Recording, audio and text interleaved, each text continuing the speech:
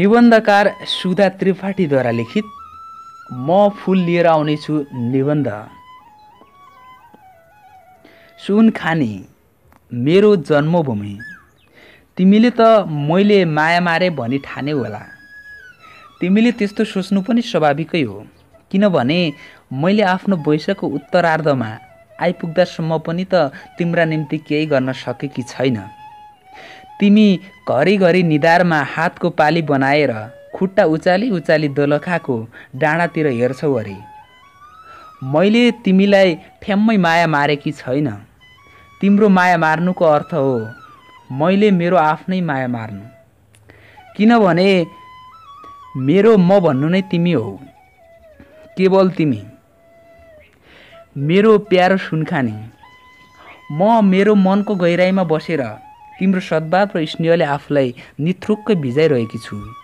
तिमी नै भन न, नत्र त म यो मरुभूमिमा कसरी पो बाँच्न सक्थे हुँला र। तिमीलाई म मेरो बाटो हेर्न छाडिदेऊ त पक्कै भन्दिनँ, तर मैले तिम्रो काखमा लुटपुटिन आइपुग्न सायद अझै केही अन्तराल छिचोल्नु पर्नेछ। भन, तिम्रो श्रद्धामा म गरिब छोरीले अरू त के अर्पण गर्न सकुला र? मसँग के छ र? तर म भावनाकी धनी छु। तिम्रा पवित्र पाउहरूमा एक अन्जुली सेता फूल चढाउने धोको छ। यो सिङ्गो सहरको छातीभरि खोज्दा पनि मनको चोखो भूमिमा फुलेका सेता फूलले अजुली भर्न सकेकी छैन।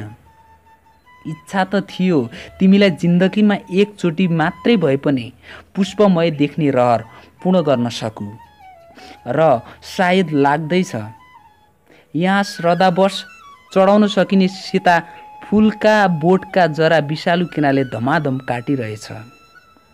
तिमी नै भन सुनखानी, कहिले मेरो अजुली भरिएला? कहिले तिम्रो स्पर्श र स्नेह पाउला?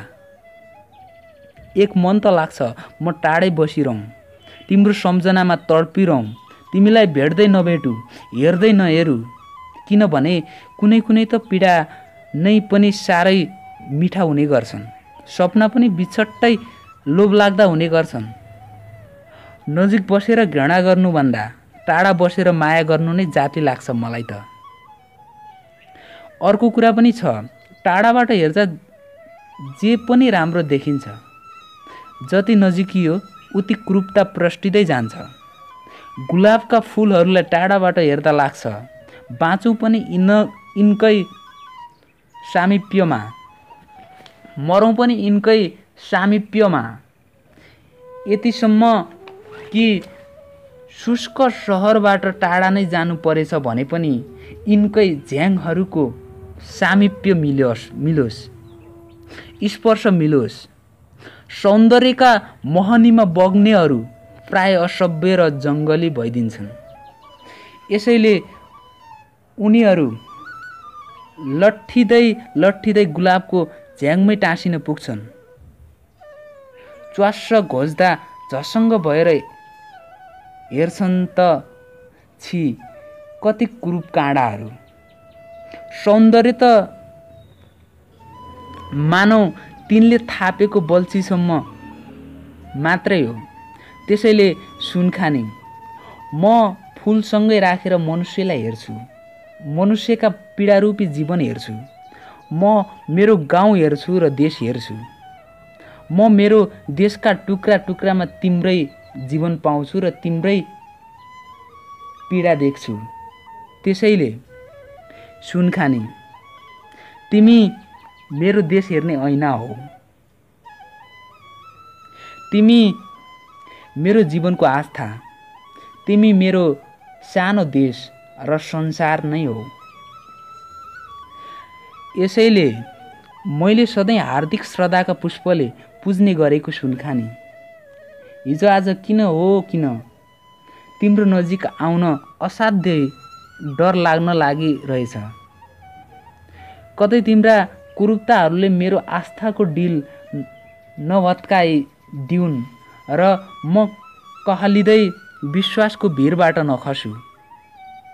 अनास्थाको अपाङ्गपन बोकेका मेरा खुट्टाले तिमीसम्मको मेरो यात्रा पूर्ण नहुन पनि त सक्छ नि। तर तिमी कहाँ नआउँदैमा म तिमीबाट कसरी टाढिन सक्छु र? म मेरो हातमा तिम्रै माटाको सुगन्ध लिएर हाँसिरहेकी छु। म मेरो प्राणमा तिम्रै उच्छ्वास लिएर बाँचिरहेकी छु। आफ्ना नसामा तिम्रो तामाकोसीलाई छचल्काइरहेकी छु। धेरै त के भनौँ, कहिलेकाहीँ यो मरुभूमिबाट तिमीभन्दा अलि परको गौरीशङ्कर हिमालको दर्शन मात्रै पाउँदा पनि हातहरू अनायासै यताउता तिमीलाई नै छाम्न थालिहाल्छन्। हो सुनखानी, साँच्चै नै म गौरीशङ्करलाई देख्दा पनि तिम्रै सम्झनाले भावुक बनेर आगाको स्पर्श पाएको मैनझैँ पग्लेर आँखाहरूबाट सुलुलु बगिसक्छु। मलाई यो गौरीशङ्करले वास्तवमा तिमीसँगका धेरै धेरै न्याना क्षणहरूको सम्झना गराउँछ। मैले मेरो शैशवमा बोलेका तोते बोलीहरू गौरीशङ्करमा प्रतिध्वनित भएर अहिले आफै कहाँ फर्केर आए झैँ पनि लाग्छ। हिमालको सेतो हिउँ देख्दा मलाई सुनखानीले काखमा राखेर खुवाएको नौनीका डल्लाको याद आउँछ। गौरीशङ्करका हिम नदीका धर्सा देख्दा अञ्जुलीभरि थापेर औँलाका कापबाट चुहाउँदै खाएको तरै समेतको दहीको पनि उत्तिकै सम्झना आउँछ। म तिमीलाई एकचोटि अतीतको सङ्घारमा उभ्याउन चाहन्छु। त्यो कुरा सम्झना साथ मेरा आँखामा आँसु र ओठमा मुस्कान एकैचोटि खेल्न थाल्छन्। कुरा के भने नि, म सानै हुँदा कुन्नी किन हो रिसाएर तिमीले मलाई पिट्न हात उजाएकी थियौ। तर त्यो हात मेरा गालामा आइपुग्दा नपुग्दा ममता बनेर बिस्तारै मुसार्न थालिसकेको थियो। त्यसपछि चाहिँ मेरो रुवाईको बाँध फुटेको तथा उल्टै तिमीलाई नै आफ्ना कलिला मुड्कीले हिर्काएको पनि भुलेकी छैन। तिमी बिर्सँदैमा बिर्सन सकिने हुँदै होइनौ मेरो धरती, मेरो सुनखानी, मेरो मायाको खानी। जब जब म विदेशले हुइक्याइएका सुन्तलाका केस्रा मुखमा हाल्छु, एकदम बलिएको तमतमाउँदो स्वादले मुख बिग्रन्छ प्रिय सुनखानी। अनि म तिमीले काखमा राखेर खुवाउने गरेको रसिलो गुलियो सुन्तला सम्झन्छु। यसै मुख रसाएर आउँछ अनि म तिम्रा सुन्तलाको सम्झनाका स्वादमा यहाँका सुन्तला सुलुलु निल्दै जान्छु। सत्य, मलाई त काठमाडौँले पानी पनि यस्तो खान दिन्छ कि कुरै गरेर साध्य छैन। त्यस्तो पानीमा त सायद मेरो सुनखानीमा भैँसी पनि आहाल बस्दैन। म तामाकोसीले त्यो कञ्चन पानी सम्झँदै आँखा चिम्लेर सकेसम्म त्यहीँकै पानीको स्वाद मुखमा ल्याउने कोसिस गर्दै यही पानी तनतनी पिइदिन्छु।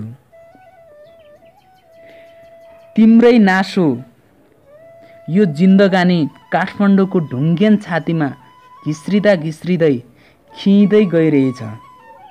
कतै तिम्रो यो नासो फर्काउन पो नसकिने हो कि भन्ने सन्तासले म सधैँ थर्कमान्छु।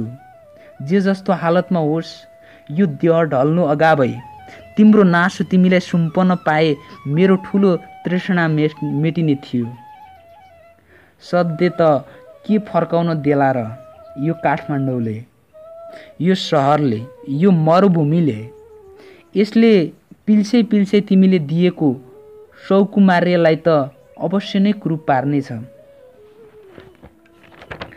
आउन चाहिँ म निश्चित रूपले आउने छु, तर आमा,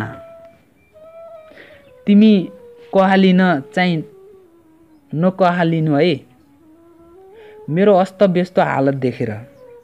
तिमीले त्यति धेरै जतन र माया गरेको मेरा धुकधुकीहरूको बेढङ्गे चाल देखेर आँखाभरि आँसु पनि थुपार्नु।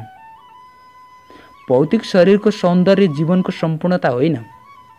मानिसको मन चाहिँ कदापि कुरूप हुनु हुँदैन। यो सहरको स्पर्शले यस शरीरलाई कुरूप बनाए पनि मन भने तिमीले जस्तो बनाइदिएकी छौ त्यस्तै छ। त्यसैले त म तिमीभन्दा यति पर बसेर पनि तिम्रै मायाले द्रवित भएकी छु र यी प्रत्येक अच्छे रूपमा पग्लिँदै पग्लिँदै झरिरहेकी छु। मेरी धरती जननी, तिमीसँग एउटा कुरा सोध्छु, नडाँटी भन है। म अचेल नराम्रा सपना देख्न थालेकी छु। तिमीमाथि भएको पीडाको सपना। तिमीसँग के ढाँट्नु अब? मेरा सपनामा तिम्रा रुखहरू त सम्पूर्ण ढलेछन्। तिमी चाहिँ रुखमा तिनै जराहरूमा आँसुको तर्पण दिइरहेकी थियौ। सुन खानी, म यस्तो देख्न सक्दिनँ। यस्तो देख्दा मेरो मन छिया छिया हुन्छ। मेरा आँखा रसाउँछन् र म धुरु धुरु रुन्छु। तिमीभन्दा मान्य, मेरी मातृभूमिभन्दा मान्य मेरो अरू कोही छैन। छोरी भनेर हेला नगरी भन आमा। म कष्टले ठुलो आवाजसम्म पनि निकाल्न नसकी सासै सासले सोधिरहेछु, कतै तिम्रो अस्तित्व नै सङ्कटमा परेको त छैन? मेरा सपना असाध्यै बिग्रिन थालेका छन्। दिउँसो पनि थुप्रै चिलगिद्धहरू तिमीतिरै हुइकिएर गइराखेको देख्छु। अचेल ब्वासाहरूको बिगबिगी चाहिँ त्यहाँ र यहाँ मात्र होइन, संसारभरि नै बढिरहेको छ। उफ, जीवन कति दुरूह, कति दुस्साध्य। प्रिय सुनखानी, तिम्रा अरू छोराछोरीको खबर के छ? तिनीहरू तिम्रो वक्षस्थलको तातोले नपुगेर साँझैदेखि बोतलभित्रको सिरकमा लपेटिएर हिँड्छन् रे। तिम्रा छोरीहरू आफ्नै दाजुभाइ देख्दा पनि बाघ नै देखे झैँ तर्सेर रुँदै तिम्रा खोकिलामा टाउको लुकाउन आउँछन् रे। तिमीले आफ्नो ममताको क्रिया खुवाएनौ तिनीहरूलाई? साँच्ची, अस्ति त्यसैबाट आउने कुन्नी कसले पो सुनाउँदै थियो। तिमीले उपदेश दिन खोज्दा तिम्रै कोखबाट जन्मिएको छोरो तिमीलाई काट्न मार हान्ने खुकुरी लिएर आइलागेको थियो रे। तिमी चाहिँ रुन पनि नसकी भक्कानिँदै तलतिर कुद्दै झरेकी थियौ रे। बुझ्यौ सुनखानी? तिमीमाथि कसैले क्षणिक दया माया देखाउँदैमा लुसुक्क उसका घरमा शरण नपरिदिनु। सुख र ऐश्वर्यका लोभमा फसेर जेन नफाल्नु।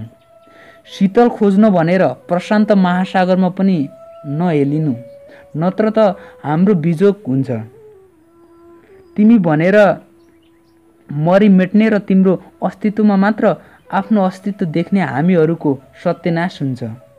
म आँसुको मसीले लेख्दैछु। मेरो त सम्पूर्ण संसार नै प्रलय भएर डुब्नेछ। त्यो अथाह जलराशिबाट तिमीलाई निकाल्न सकुला नसकुला। यसैले तिमी डुब्नु अगावै बरु होली नै खेल्नु परे पनि केही छैन। 2 मुठी रगतको त के कुरा भयो र? म सधैँ तयारै छु। तिम्रा नाक कान छुच्ने ती दुष्ट छोराहरूलाई चिनिराख। आमाकै ममता हो। तिनलाई काखी च्यापेर लुकाई मलाई उनीहरू उता भागे भनेर कहिले विपरीत दिशातिर नदौडाउनु, नत्र पछुताउली। किनभने म तिमीले देखाएको गलत बाटोबाट गएर तिम्रा आँखाबाट ओझेल पनि परिसक्दा नसक्दा ती दुष्ट छोराले तिम्रा कोखमा छुरीले प्वाल पारेर तिम्रै रगत पिउन थालिसकेका हुनेछन्। सुन खानी, तिमीले ढिलो भो भनेर दुःख चाहिँ नमानिदिनु।